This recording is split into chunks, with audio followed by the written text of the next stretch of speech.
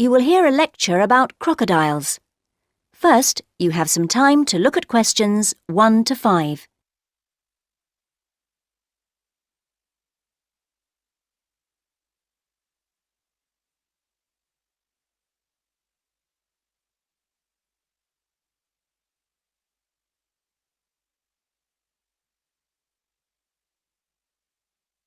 Now listen carefully and answer questions 1 to 5.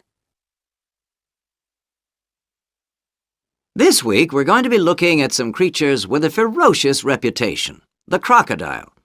The largest species of crocodile in the world is the saltwater or estuarine crocodile, which can be found in Southeast Asia and, more especially, in northern Australia. This crocodile is the largest living reptile in the world, bar none. It can weigh up to 900 kilos, and as for length, the average maximum size for males is around 5 meters. However, the largest crocodile ever recorded was 6.2 meters, and this croc was killed by poachers in Papua New Guinea in 1983. It used to be thought that crocodiles would grow indefinitely until they died, hence producing very large, very old crocodiles. However, there's some doubt over this now, and it's likely that maximum size is instead influenced by inherited characteristics and by the environment. Few individuals seem predisposed towards very large sizes, even if all the conditions are right. Crocodiles are very sophisticated creatures. They can float or sink at will, finely tuning their buoyancy. In this way, they resemble a submarine. The liver is squeezed back to make more room for the expanded lungs. While submerged, they can stay under for up to 2 hours. A protective membrane closes over their eyes like swimming goggles. Crocodiles feed on a large variety of prey, such as small mammals, birds, and even domestic livestock. They have very strong jaws, but they don't chew their food. They swallow it in large chunks, and it is broken down in the stomach. Crocodiles can go for long periods without eating. There are, in fact, numerous examples of the animals not feeding for a whole year. They become extremely thin, but they're still active and are perfectly capable of feeding when food appears. Some species of crocodile can even tolerate freezing temperatures. This is because a crocodile has a very sophisticated circulatory system, with a heart more like a mammal's than a reptile's. Before you hear the next part of the lecture, you have some time to look at questions 6 to 10.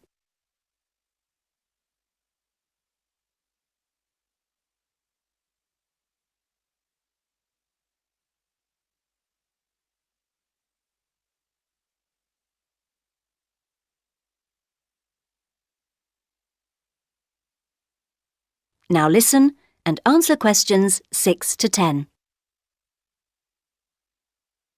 Because crocodiles look like logs of wood, people assume, wrongly, that they will behave in the same way.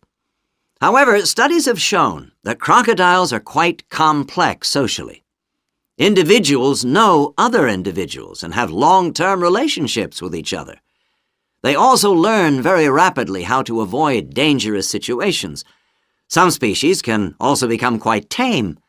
One crocodile biologist, Federico Medem, described a doctor in Colombia who had an Orinoco crocodile. He had raised it from a baby. This crocodile was a female about 3 meters long, and it played with the children and the family dog. Crocodiles of all species are threatened by many human activities. In the past, commercial overexploitation by skin collectors and indiscriminate killing by frightened villagers have resulted in many species suffering drastic declines in numbers. But no species has become extinct because of human exploitation. However, what is most threatening the crocodile is destruction of its habitat. Because they are quite large animals, they require areas that are both large and diverse, and this brings them into conflict with local farmers and fishermen. One conservation project which is working well is with Nile crocodiles in the Okavango Delta in Botswana. Although the Nile crocodile is not listed as endangered, research suggests it should be. The number of nest sites has decreased by 1/3 in the last 15 years. Fishermen destroy the nests, crocodile ranchers take their eggs, and also do not return enough juveniles to the wild, and there is now only one small part of the delta left where crocodiles can lay their eggs. To get data on the crocodiles in the area, researchers have measured, tagged, and taken blood samples from over 1,500 crocodiles, all without drugging the animals. They catch the crocodile by throwing a wet towel over its head. This is important, as a dry towel would come off too easily, thus allowing the crocodile time to escape. And they tie up its jaw with rubber bands. The animal is then released. Countries encountering a decrease in their crocodile population include Bangladesh, China, and Madagascar. Some other countries, such as Australia, have already taken steps to improve or create new habitats to positive effect. However, this has not always been the case elsewhere. The creation of dams and a new lakeshore has had little effect in Honduras and India because of drought or an increase in water use for agriculture. Zimbabwe, though, has seen an increase in numbers of its crocodiles because of expanded habitat. Too readily we have cast crocodiles as ruthless predators, feared them, misunderstood them, attacked and exploited them. But they are great survivors that go back more than 70 million years. We must do everything we can to make sure that crocodiles live on, looking and behaving much the same as they do today.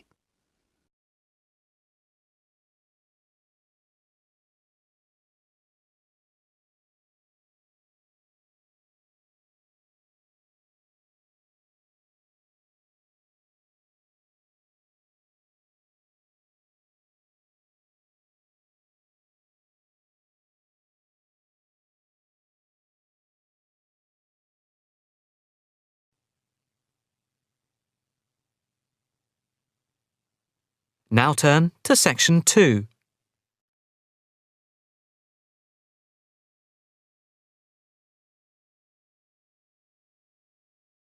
Section 2.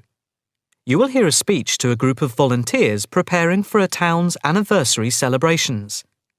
First, you have some time to look at questions 11 to 15.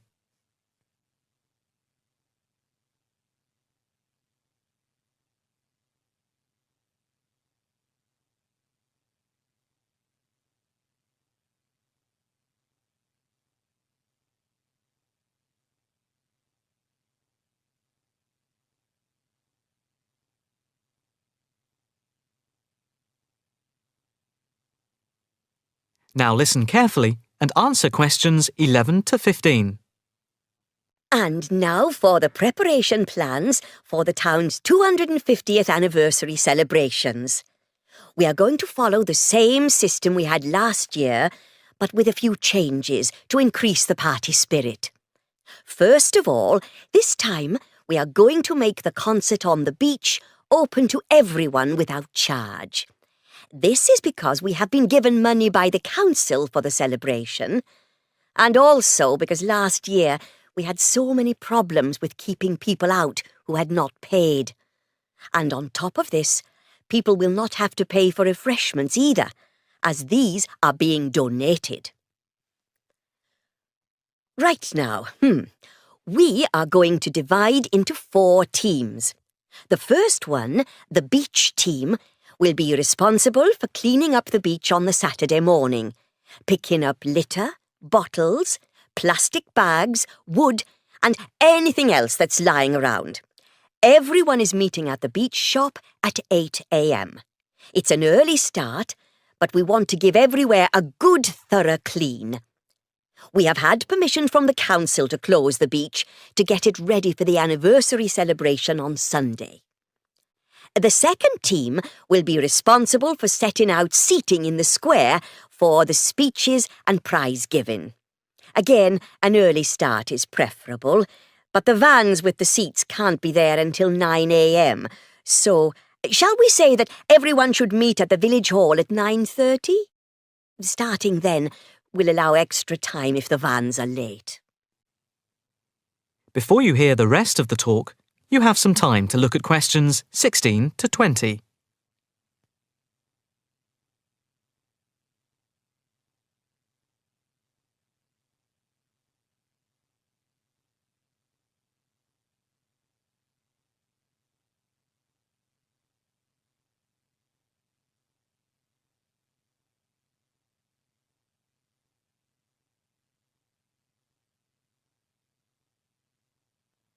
Now listen carefully and answer questions 16 to 20.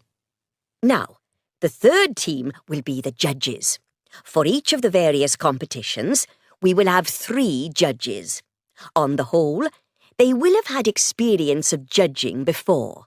There will be a boat race, a swimming competition, and the best fancy dress. A cash prize will be given to the winner in each category, and for the 2 runners-up, there will be book tokens. There is a sponsored mini-marathon, and by the deadline, lunchtime today, we had 263 applicants, with ages ranging from 15 to 60. That's 80 more than last year. Each entrant has paid a £20 registration fee to enter, and all the profits will go to the local children's hospital to help fund much-needed specialist apparatus. The 4th team consists of the wardens for the day itself. We are expecting at least 10,000 people, if last year is anything to go by. The fields near the entrance to the beach can be used as car parks, and we need wardens to help make sure the actual parking is more organised than last year, which was a mess. We also need someone to be in charge of the first aid, which will be at the entrance to the beach. Finally, we need some volunteers for the clean-up. Last year we didn't do this very well, and so the council has agreed to provide large bags to collect all the recyclable material like glass and plastic, etc. But we have to deal with the rest, like leftover food, ourselves. We don't want to leave piles of rotten food around or dangerous bottles. That is the end of section 2.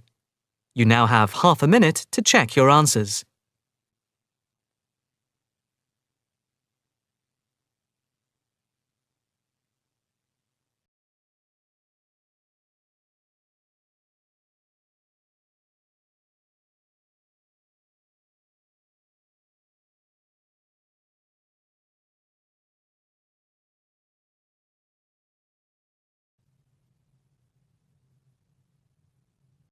Now turn to Section 3.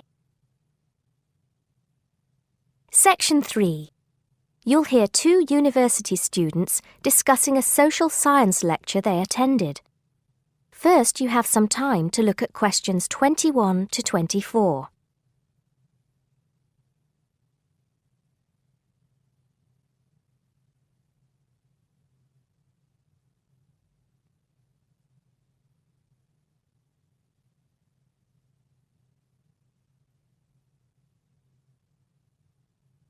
Now listen carefully and answer questions 21 to 24. Did you go to the first social science lecture yesterday? Yeah. Didn't you see me there? No. I was trying so hard to understand the lecturer. What didn't you understand? A lot of it, really. For example, he said we needed to study history as part of the course, but I didn't get why. You probably missed it. He said early on that we need to learn from our past mistakes. Right. But he also said we need to put ourselves in the place of our ancestors. Why is that? I think the point is that it's not enough to know how they lived and what they did. We need to know what they thought. I see. And I've written transferable skills in my notes next, but I have no idea what that means. If you study social science, you learn skills that you can use in a job. Oh, right. Is that all? Okay, but why is that? The point he made was that in studying social science, you use a flexible and adaptable approach to learning. Before you hear the rest of the conversation, you have some time to look at questions 25 to 30.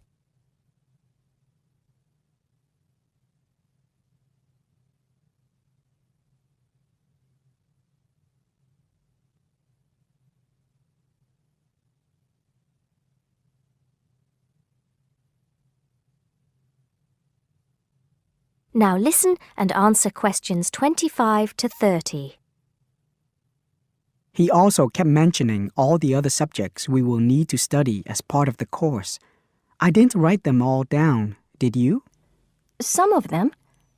I think I can make sense of my notes. The first one was anthropology, which he said would cover prehistory and archaeology as well. Okay.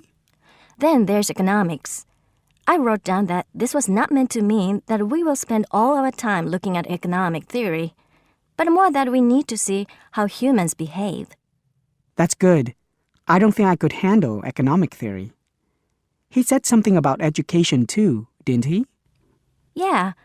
He said we'll be looking at how cultural information is handed down from one generation to the next through teaching children. He said we'd be focusing on geography too, but I can't really remember which aspects. Can you? I noted it down, I think. Here we are, yes, particularly in relation to urban planning. It's law that I got confused about. I didn't understand why he linked that to economics. I think he meant that laws affect the way wealth is distributed. That makes sense. Now, what are the science wars? Okay, I did get that. The science wars are about how social science collects information.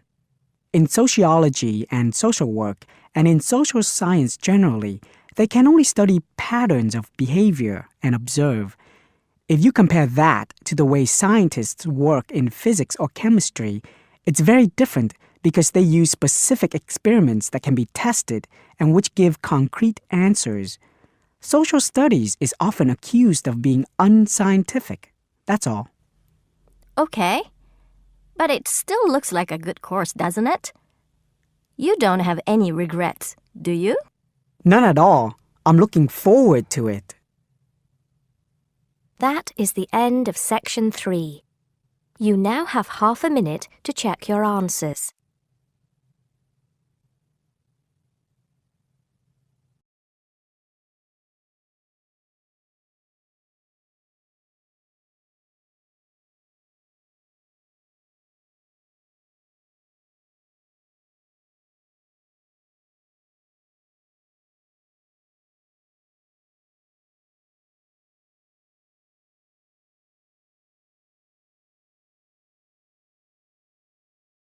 Now turn to Section 4.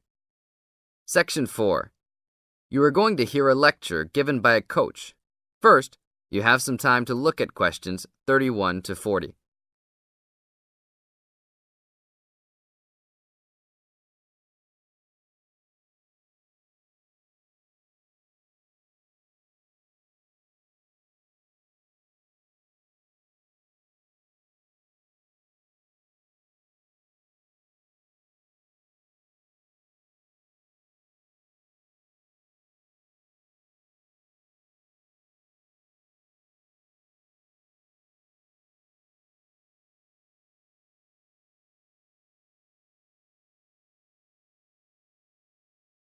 Now listen to the tape and answer questions 31 to 40.